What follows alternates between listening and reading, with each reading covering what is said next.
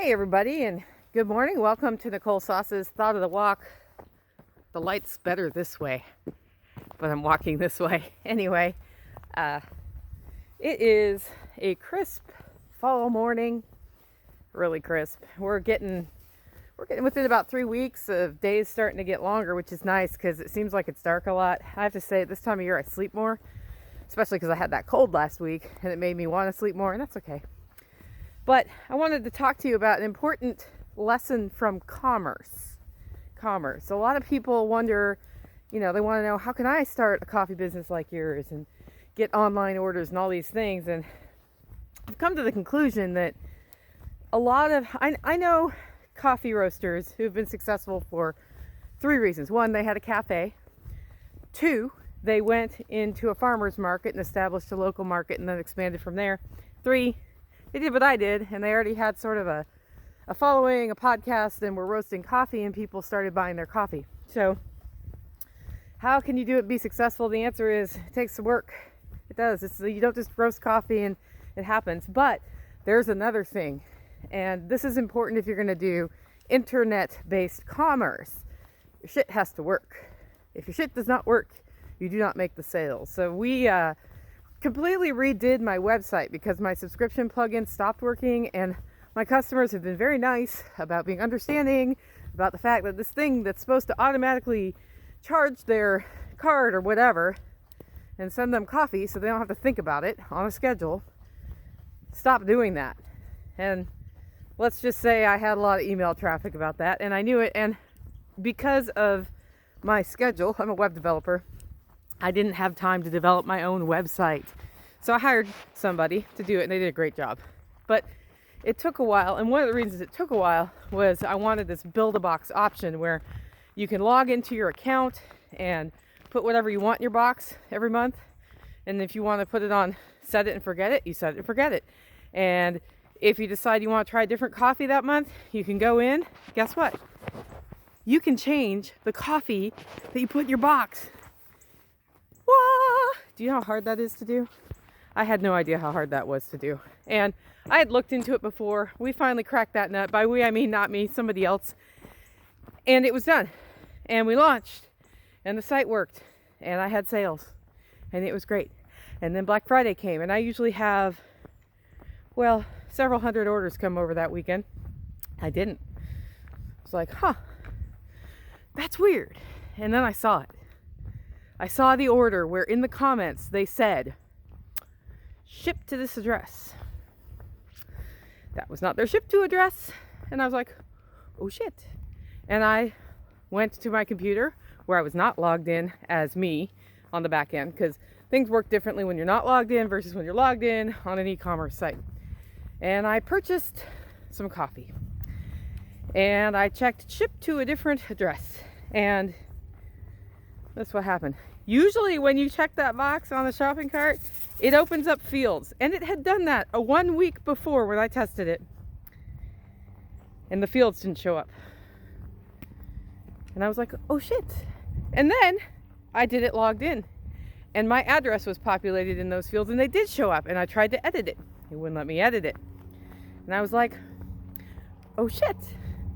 And so I tested it several different ways. I went to the back end settings to see, is there a setting that changed? What happened? Because a week ago I did this and it worked.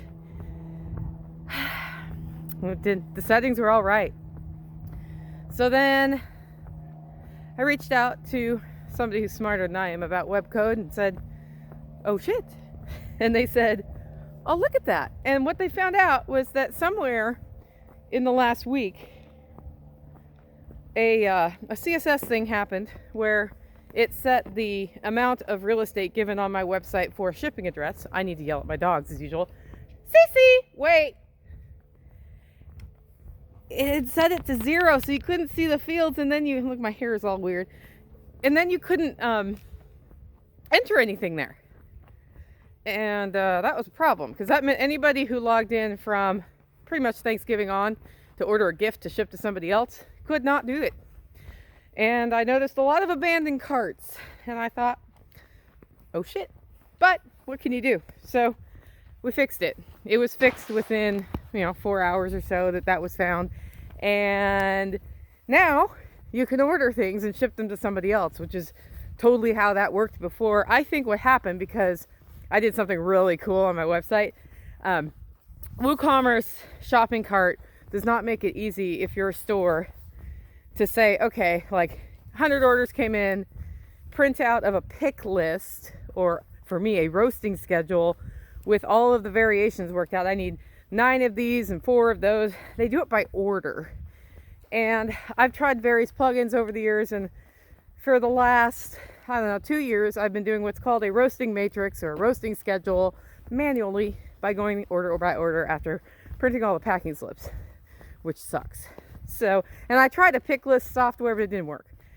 It did not work. The plugin did not work. Hey, Cece, come here. I'm going to buzz you. Cece ran off. We don't like it when Cece runs off. And I had paid a developer to automate that. So I can just click a button, all pending orders, filter into a combined roasting schedule. Because if I need to roast 20 pounds of hollow roast dark, I can do all my batches of hollow roast dark at one time, bag them up, and then I have 20, and I can move on to the next coffee rather than doing 1 pound at a time. This is how we run our business. And after that was done, life was better, because literally I can log into my site and click the button and have a roasting schedule. Well, after that was implemented, apparently, if you were ordering, you could not ship to a different address. So the lesson I learned there was it's good to test your site repeatedly and to pay attention to orders coming in, because the minute I saw somebody write a ship to address in a comment, I was like, something's not working. I got to go test it. So if you have customers acting weird on your orders who haven't just told you it's not working, which usually happens that somebody will tell me first, but they didn't this time, go explore it, because when something that fundamental is not working on your e-commerce site, you're losing orders. When you're losing orders, you're losing money. And at that point, it's important to stay up late, get the thing fixed, and move on with your life, which we've done. So Christmas season is upon us, and we're back to roasting a bunch of Christmas orders. I've got several hundred pounds to do this week. So we're walking early this morning so I can get back to the roasting shack, get to roasting Christmas orders before Michelle gets here to start bagging them. Anyway, I'd like to share that with you. Very important thing about e-commerce. Make it a great week.